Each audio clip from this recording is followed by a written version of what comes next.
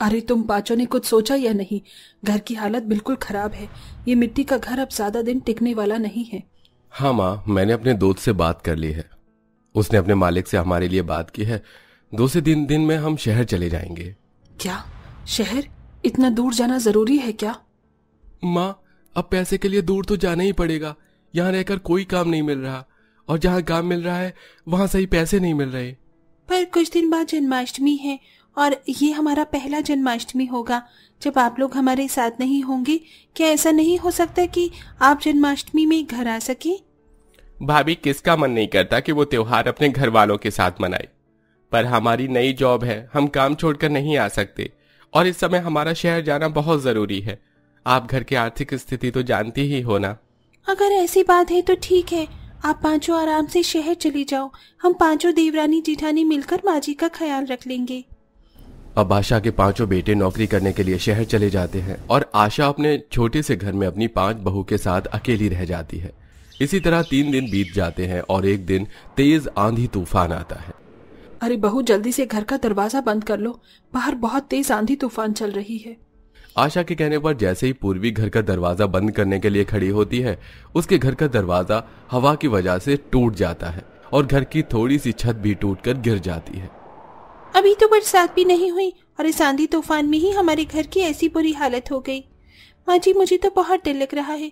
हमारा घर जंगल के पास है, यहाँ अक्सर रात को जानवरों की आवाज आती है, और अब तो हमारा घर भी टूट गया है। कहीं ऐसा ना हो कि कोई जंगली जानवर हमारे घर में घुस जाए, क्योंकि हमारे पास तो अभी इतने पैसे भी नहीं है कि हम घर बनवा सके। बहू, इतना मत डर। जंगल के बाहर सिर्फ खुले में मोर यहाँ आते हैं, वो भी बारिश में नाचने के लिए। डर मत, जंगल का कोई भी जानवर जंगल से बाहर नहीं आएगा। हम जानवरों से बिल्कुल सुरक्षित हैं। पर माँ जी, घर तो टूट गया है, बारिश भी होने वाली है, हम इस बारिश में अपना सर कहाँ छुपाएंगे? आशा और उसकी 5 गरीब बहू कुछ सोच पाती कि उससे पहले ही तेज बारिश होने लगती है, और तेज बारिश होने की वजह से एक साथ मोर का झुंड उनके घर के बाहर आ जाता है और बारिश में इधर उधर घूमने लगते हैं। बारिश बंद होते ही सभी मोर एक बार फिर से जंगल में भाग जाते हैं, पर उनके बहुत से पंख टूटकर उनके घर के बाहर भी बिखर जाते हैं। माँ जी, इस बारिश ने तो हमारा पूरा सामान खराब कर दिया। अब हम अपना घर फिर से कैसे बनाएं? बहू, घर की मरम्मत तो अब हमें खुद से ही करनी पड़ेगी। माँ जी, घर की तो हम मरम्मत कर लेंगे, पर छत को कवर कैसे करेंगे? हमारे पास तो सिर्फ लकड़ियां हैं और हमारा मिट्टी का घर है। मिट्टी सूखने के बाद झड़ने लगती है, जिस वजह से घर गंदा हो जाता है, और कई बार खाने में भी मिट्टी चली आती है।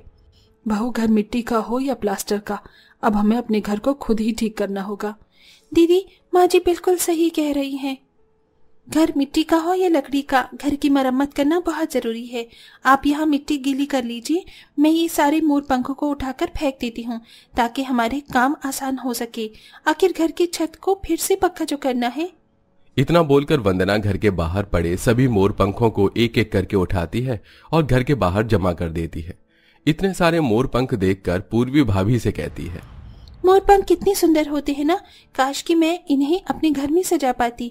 दीदी, हमारे पास तो कितने सारे मोर पंख जमा हो गए हैं, पर इन्हें घर में सजाने के लिए हमारे पास घर ही नहीं है। यहाँ हमारे पास घर नहीं है और तुम्हें मोर पंख से घर सजाना है। पूर्वी, मोर पंख से घर सजाने के बारे में सोचना बंद करो और मिट्टी से घर को मजबूत करो। कुछ दिन बाद पास में मेला लगने वाला है। हमने इस बार सोचा है जन्माष्टमी के मेले में कुछ ऐसी चीज बेचे जिससे हमारी थोड़ी कमाई हो सके और हमारे हाथों में पैसे आ सके। मैं कुछ कहूँ क्या? मेरे पास एक आइडिया है। दीदी, हमारे पास बहुत सारे मोरपंख रखे हैं और कुछ मोरपंख हमें आसपास से भी मिल जाएंगे। क्यों ना हम मोरपंख का ही घर बनाएं? इससे पूर्वी की ख्वाहिश भी पूरी हो जाएगी और हमारा घर भी तैयार हो जाएगा। बहू, तू तो इंजीनियर नहीं है जो इस तरह की बातें कर रही है। बोलने और करने में फर्क होता है। माँ जी, हम इंजीनियर नहीं हैं, पर फिर भी जब भी हमारे घर की हालत खराब होती है तो उसे हम खुद ही रिपेयर करते हैं। तो क्यों ना इस बार हम अपने घर की दीवार और छत को मोरपंखों से ढकें। इससे हमारा घर देखने में सुंदर लगेगा और क्या पता मोरपंख हमारे घर को बारिश और तूफान से बचा ले। माँ जी, भावना की बात में दम है। मुझे भी लगता है कि हमें एक बार इन मोरपंखों का सही इस्तेमाल करना चाहिए। भावना का आइडिया सभी को बहुत पसंद आता है और आशा की 5 बहुएं मिलकर मोरपंख से अपना घर बनाती हैं। यहाँ तक कि वो लोग अपने घर की खिड़की और दरवाजे भी मोरपंख से बनाते हैं, जिस वजह से उनका घर बेहद सुंदर लग रहा होता है। बहू, मैंने कभी सोचा भी नहीं था कि हम गरीब लोग इतना सुंदर घर बना सकेंगे। पर माँ जी, अभी कुछ लकड़ी और मोरपंख बच गए हैं, क्यों ना हम इस लकड़ी से बांसुरी बनाएं और बांसुरी पर मोरपंख लगा दें। वैसे भी हमने फैसला किया था कि इस बार की जन्माष्टमी के मेले में हम कुछ सामान बेचेंगे, तो क्यों ना हम अपनी खुद की बनाई हुई बांसुरी ही बेचें। इससे हमारा 1 रुपया नहीं लगेगा और मुनाफा भी अच्छा होगा। वाह, क्या तीव्रानी मिली है मुझे। तुम दोनों के पास इतने अच्छे आइडिया आते कहाँ से हैं? चलो जल्दी से काम पर लगते हैं। 2 दिन बाद ही जन्माष्टमी है। हमें कोशिश करनी होगी कि हम जन्माष्टमी से पहले ही ज्यादा से ज्यादा बांसुरी बना सकें। पर बांसुरी बनाने के लिए हमें मशीन की जरूरत है, क्योंकि बांसुरी तब तक नहीं बज पाएगी जब तक बांस की लकड़ी में छेद नहीं होंगे। बहू, बांसुरी में छेद करने के लिए तुझे मशीन ही चाहिए ना? मैं गांव में जाकर अभी किसी से मशीन मंगवा कर ले आती हूँ। आशा जल्दी से गांव में जाती है और ड्रिल मशीन लेकर आती है, जिसके बाद 5 बहुएं मिलकर बांसुरी बनाती हैं और मेले में जाकर उन बांसुरी को बेचती हैं, जिस वजह से उनकी अच्छी खासी इनकम हो जाती है और देखते ही देखते जन्माष्टमी का दिन आ जाता है। माँ जी, इस बार हमारे पास पैसे हैं, क्यों ना हम कान्हा जी के लिए नया बिस्तर, उनका आसन, उनके लिए कपड़े गहने लेकर आए। और इस बार तो हमने मोरपंख का घर भी बनाया है, जो कि कान्हा जी को सबसे प्रिय है। हाँ बहू, क्यों नहीं। ये सब कुछ कान्हा जी की ही बदौलत ही तो है। हो ना हो उस दिन कान्हा जी ने ही बारिश करी ताकि जंगल के सारे मोर बाहर आ सकें, वरना आज से पहले इतने मोर एक साथ कभी नहीं आए और ना ही कभी इतने सारे मोर पंख गिर पाए। ये सब कुछ उन्हीं की तो देन है। तो फिर देर किस बात की, चलो जल्दी से चलकर कान्हा जी के लिए शॉपिंग करके आते हैं।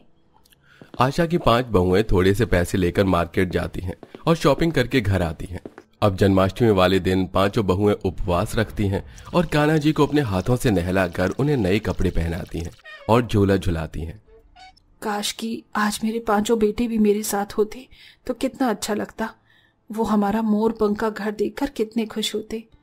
माँ जी, अगर हमारे पति हमारे साथ होते आज, तो हम सब एक साथ जन्माष्टमी मनाते और मेले में जाते और रात के 12 बजे भजन कीर्तन करके अपने लड्डू गोपाल को भोग लगाते और अपना व्रत खोलकर इस जन्माष्टमी के त्योहार को पूरा करते। आशा अपनी 5 बहू से बात कर ही रही होती है कि तभी वो देखती है कि उसके 5 बेटे भी वहां आ गए हैं। अपने 5 बेटों को देखकर आशा बड़ी हैरान होती है और उनसे कहती है, तुम 5 भाई यहाँ अचानक? तुमने तो कहा था कि तुम जन्माष्टमी पर नहीं आ पाओगे। हाँ माँ, हमें लगा था कि हम जन्माष्टमी पर नहीं आ पाएंगे, पर हमारे मालिक ने खुद हमें जन्माष्टमी की छुट्टी दी है और उन्होंने कहा है कि हम सब अपने परिवार के साथ जन्माष्टमी बना सकते हैं, इसलिए हम यहाँ आ गए। पर माँ, आप लोगों ने मोरपंख से घर कैसे बनाया? आपको पता है, हम सब तो डर ही गए थे। हमें लगा हम किसी गलत जगह आ गए, पर आपकी आवाज सुनकर हमें यकीन हो गया कि इतना सुंदर घर हमारा ही है। देवर जी, ये सब कुछ कृष्ण भगवान की लीला है। उन्हीं की वजह से हम इन मोरपंख से अपने लिए घर बना पाए हैं। अब आशा अपने 5 बेटे और बहू के साथ मिलकर कृष्ण भगवान की पूजा करती है और शाम को वो सब मेले में जाते हैं और रात को घर आकर 12 बजे कृष्ण भगवान को भोग लगाते हैं, उन्हें झूला झुलाते हैं और प्रसाद खाकर अपना व्रत तोड़ते हैं और इस जन्माष्टमी के त्योहार को पूरा परिवार एक साथ मिलकर मनाता है।